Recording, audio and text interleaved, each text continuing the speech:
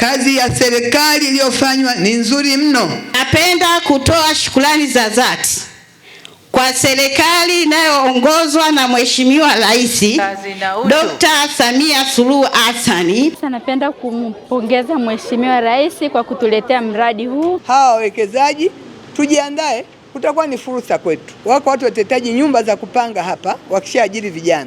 Ila tukienda mpaka awamu ya mwisho ya 3 tunategemea kuajiri Watanzania 300. Na pia na washauri wazazi waweze kuwaleta watoto wao kwa wingi, kwa sababu shule yetu imeboreshwa tofauti na ilivyokuwepo hapo mwanzo. Umaskini sio sifa. Umaskini na kulala njaa ni adhabu. Tunamshukuru sana kwa uwekezaji mkubwa ambao wameufanya mkoa wetu wa Dodoma, kwa uwekezaji mkubwa ambao wameufanya wilaya yetu ya Bahi. Kazi na utu. Mkuu wa mkoa wa Dodoma Mheshimiwa Rosemary Senyamule mapema Januari 14 amefanya ziara ya kikazi wilayani Bahi kukagua miradi ya maendeleo na uwekezaji, ambapo ametumia wakati huo kuwahimiza wazazi kuwapeleka watoto shule na kuagiza viongozi wa kata na mitaa kushughulikia hilo. Naomba niagize watendaji wa vijiji, watendaji wa kata, watendaji wa mitaa.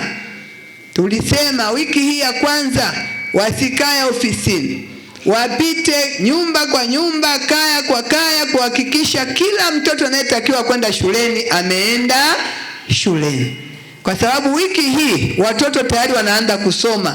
Asiweko mtoto ambaye wenzake waliofundishwa siku ya kwanza yeye hayajui, atakuwa anatuangusha, anatukwamisha, anarudisha nyuma kazi nzuri ambayo Mheshimiwa Dr. Samia Suluhu Hassan ameifanya kwenye sekta ya elimu. Senyamule ameeleza uwekezaji mkubwa wa miundombinu bora mkoani Dodoma umefungua milango kwa wawekezaji ambao wanakuja wakitokea maeneo mbalimbali. Nitoe shukrani nyingi sana kwa Mheshimiwa Dr. Samia Suluhu Hassan, Rais wa Jamhuri ya Muungano wa Tanzania. Yale aliyoweka Dodoma ndio amefanya sasa Dodoma imeanza kupokea wawekezaji wakubwa. Kwa hiyo tuanze kujipanga zanka, hawa wawekezaji tujiandae, kutakuwa ni fursa kwetu. Wako watu watahitaji nyumba za kupanga hapa wakishaajiri vijana. Tuanze kuona kuwa nyumba za kupanga ziko wapi ambako wale wafanyakazi wakitaka kupanga watazipata. Hawa watahitaji mahitaji mbalimbali, labda tutahitaji maduka na vitu vingine. Kwa upande wake mkurugenzi wa halmashauri ya wilaya ya Bahi Bi Albina Mtumbuka ameeleza kiasi cha shilingi milioni 302,200 zimepelekwa katika shule ya msingi Mayamaya kuimarisha ujenzi wa miundombinu.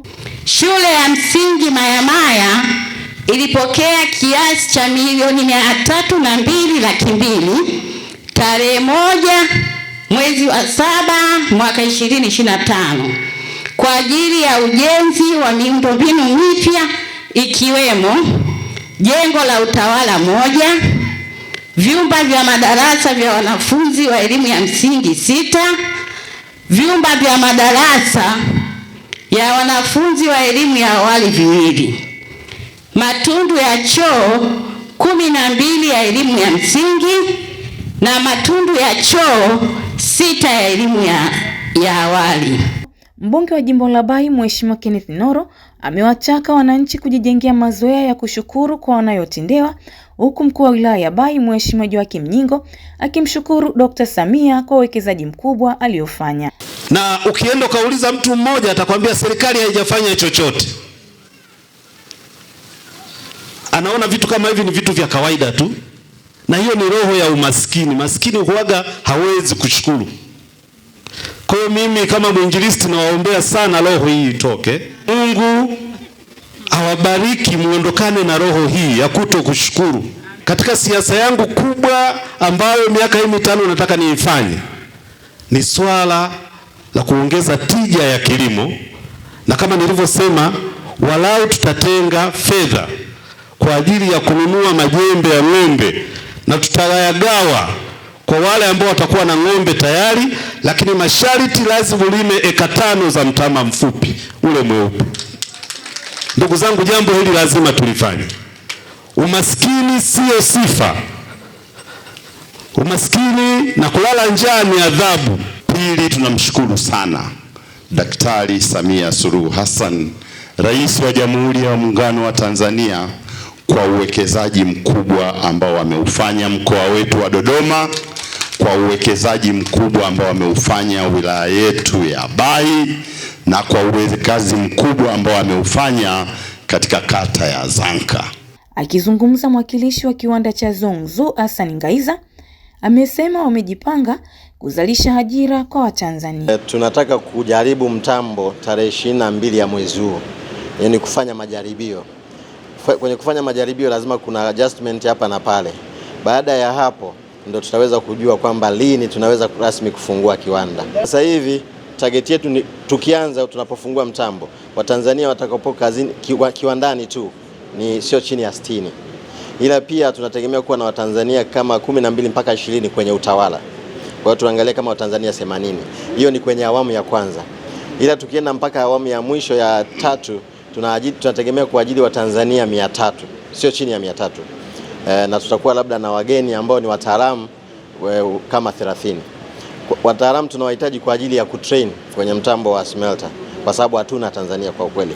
Ni Bakari Mwenda. Sasa napenda kumpongeza Mheshimiwa Rais kwa kutuletea mradi huu, na pia na washauri wazazi waweze kuwaleta watoto wao kwa wingi kwa sababu shule yetu imeboreshwa tofauti na ilivyokuwepo hapo mwanzo. Majina naitwa Apollo Michael Msambazi.